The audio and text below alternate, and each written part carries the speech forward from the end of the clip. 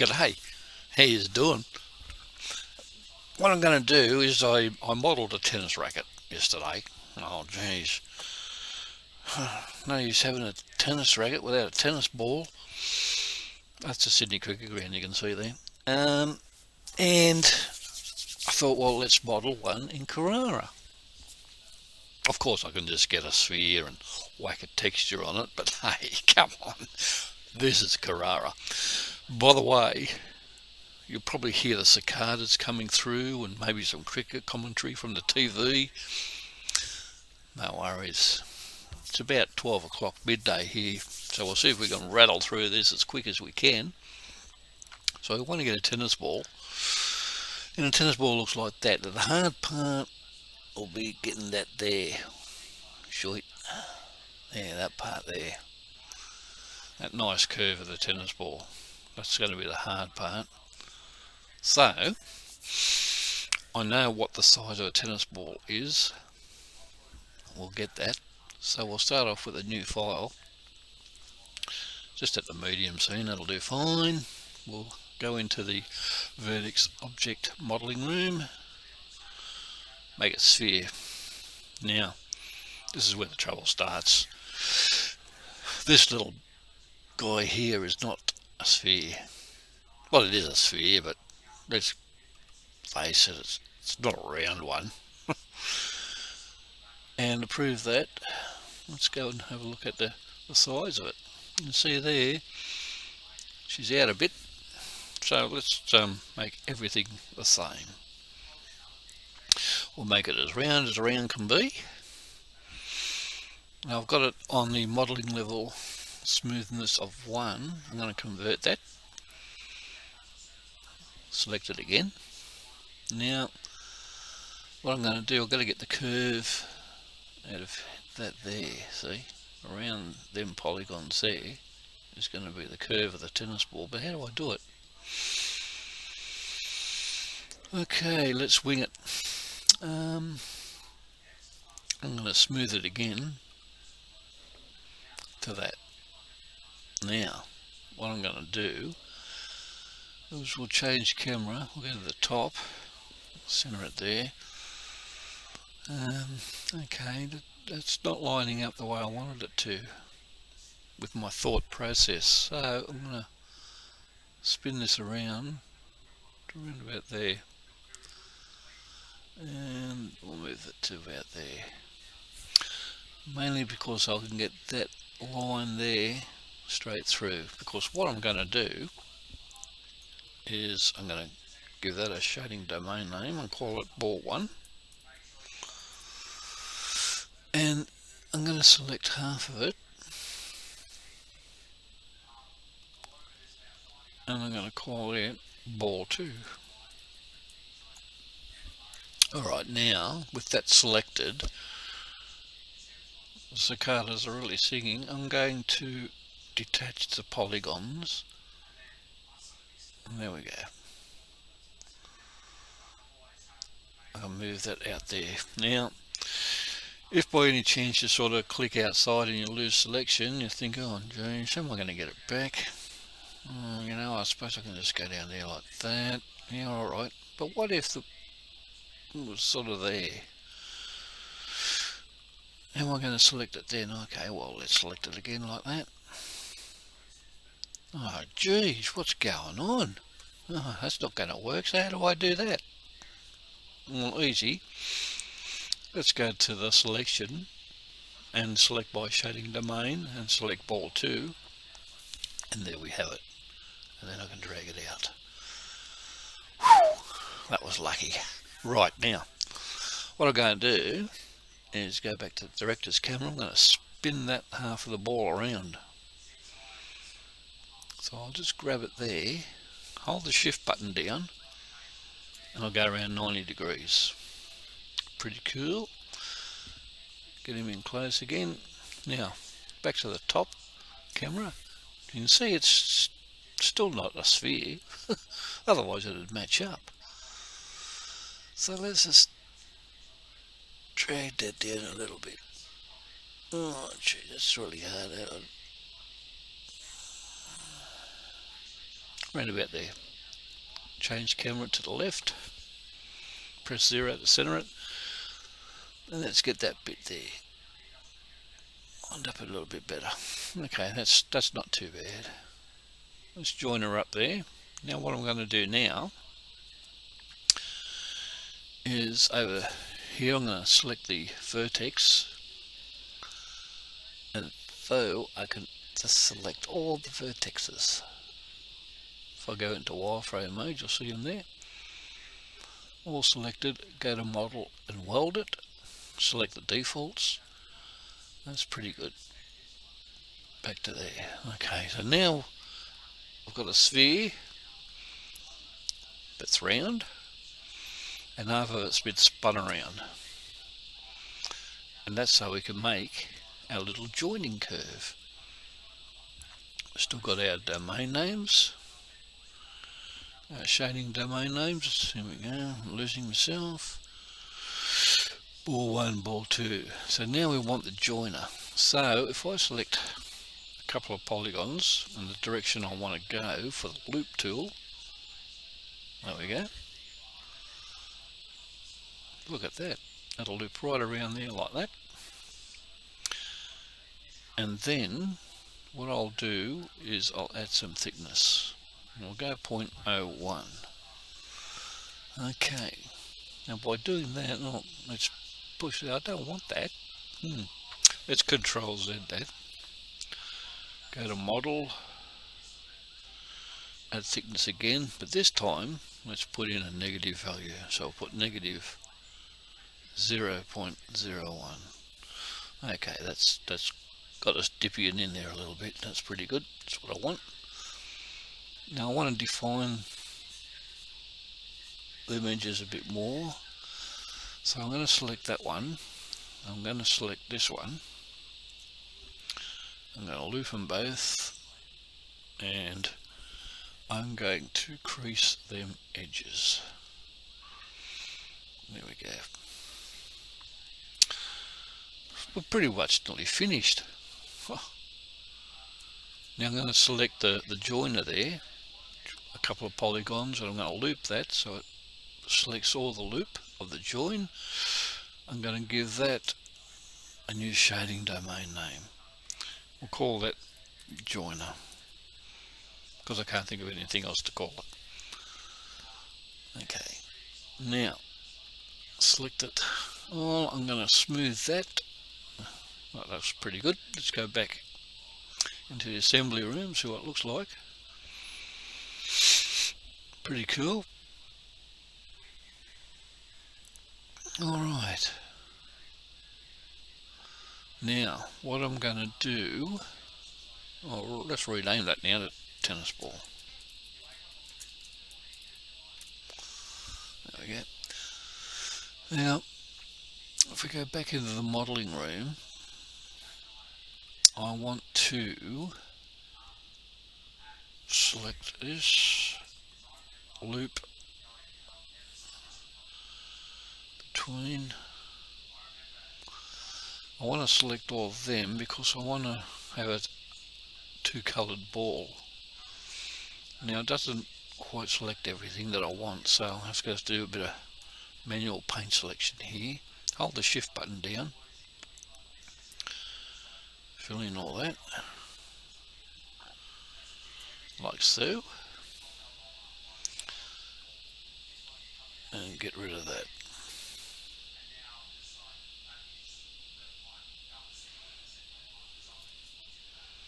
Like so.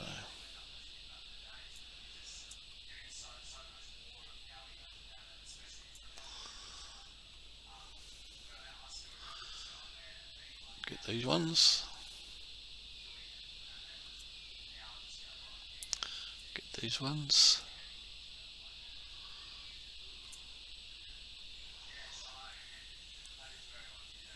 Deselect them ones.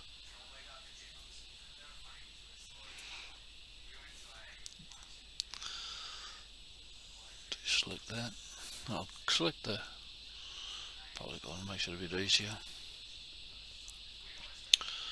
Right, so I've got that. I'm going to make that ball 1. Then I'll select the inside edge that, loop it, make it bore 1. Then what I'm going to do is select the bore 1. Oh, wonder why I did that. Okay, let's get rid of all them.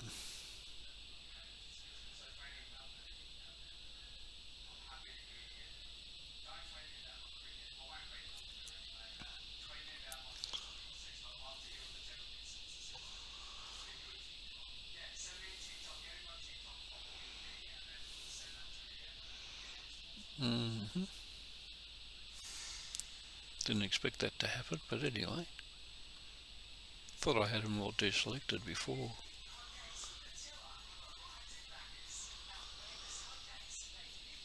Never mind. Just showing you how to deselect everything.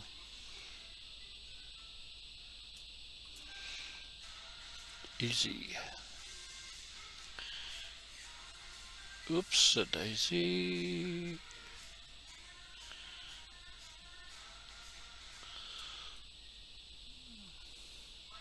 There we go. Done. Alright, so that is bore 1. Now, if I go to invert selection, it gets me that part there. So I'm going to make that bore 2, and then select 2 polygons there, loop that, and that's going to be the joiner. So that should have worked. Okay, so now we'll go into the texture room. We'll make up some new master shaders for each one. Now, bore 1, we're going to go for that yellowy colour. I think it's around about there, isn't it? Let's have a look. Oh yeah, it's pretty close. Yeah, something like that. Bore 2, I'm going to go for a reddy colour. There we go. And the joiner will go for an off-white, somewhere around there. Let's have a look at that. Okay, that looks pretty good so far. Yeah, renders okay. Now, because we're working in Pro, I can add some hair, make it look really cool, I guess. But if you haven't got Pro, we can add some bumps to it. So if we go back into our shading room and we'll add some bump. Oh no, hang on, just hang on a tick. Before we do that, let's get out of there and go back into the modelling. I'm going to make that tennis ball the size of a tennis ball before we add the bump. Now I know a tennis ball is 0.066. Why do I know this? Because I looked it up. Okay, which is about 2.5 inches, somewhere around there. Oh geez, that makes it small, doesn't it? Okay, so we'll select that, press 0, bring it in. There we go. Back in the assembly room, let's center that selection and press 0, bring it in. There we go. Now we'll add some bump to that little puppy there. So what I'll select, you select whatever you want I suppose, but what I'm going to select is cellular. Nothing there. Okay, let's scale it down. We'll go to about 1%. Okay, drop down the intensity.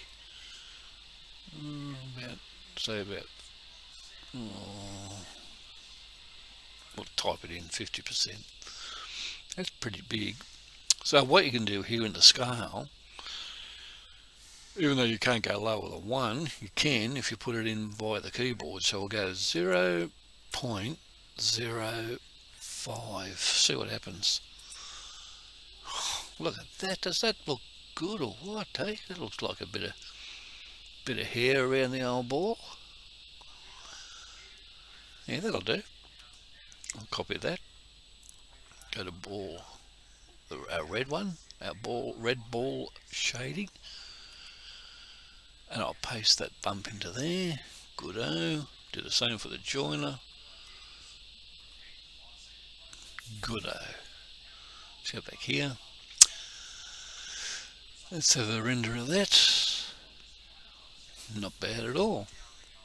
So what I'll do now, you see that crease there, we'll fix that up with the lighting. So let's change some scene lighting. Let's go to our production frame so we know where our ball's going to be. About there. So what I'll do is, with the ambient, I'm going to make that a darker orange and drop it down to about 15. The camera, the light, I'm going to change to a lightish blue.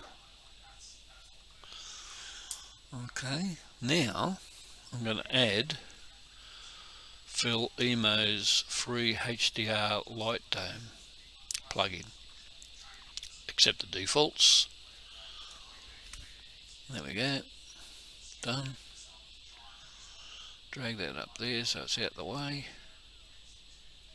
Drop her in there. Okay, so back to our light, and let's go into the soft shadows. We'll put in there 88 meters for our soft shadow. Okay, let's see what that renders out like. We'll go to let's go to good 0.05 pixels. I'm going to drop the tiling down to 48. Alright, let's see what that looks like. Yeah, not too bad. For the light dome, I'm going to delete that because I forgot one step. I'm going to add some background HDRI lighting,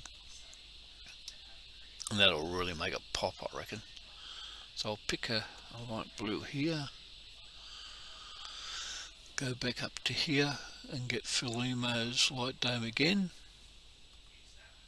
Oh, there we go, that's better. Drop that in there. Alright, let's see what that looks like now. Oh, now we're pumping with gas.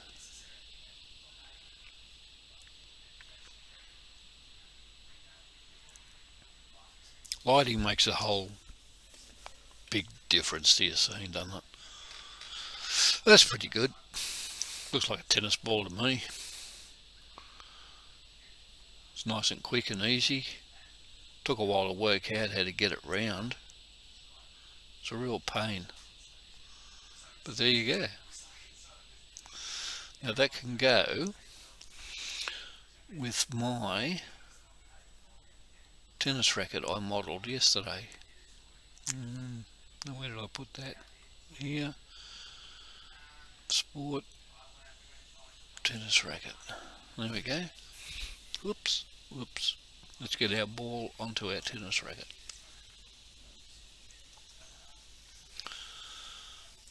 Right about there. Right there. There we go.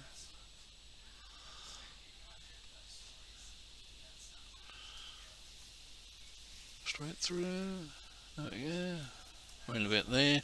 What I'm going to do is I'll change the camera, swing her around.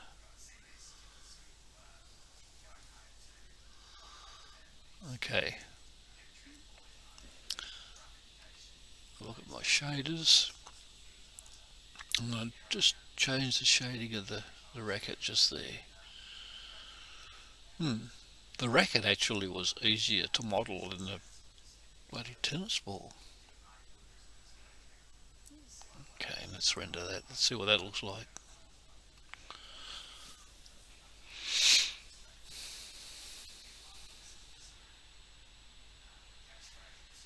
That's pretty good. Now you can fiddle with the bump and that with the tennis ball if you like. Get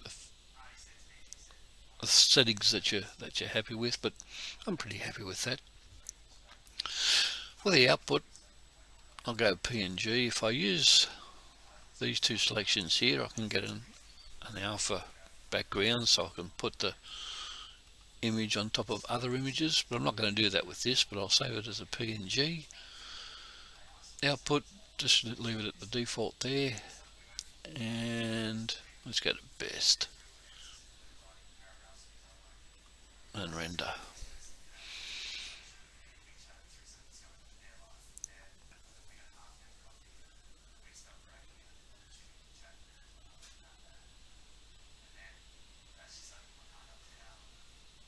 The cicadas are going to be quiet now, but anyway, that's pretty good. That's basically how to model a tennis ball in Carrara.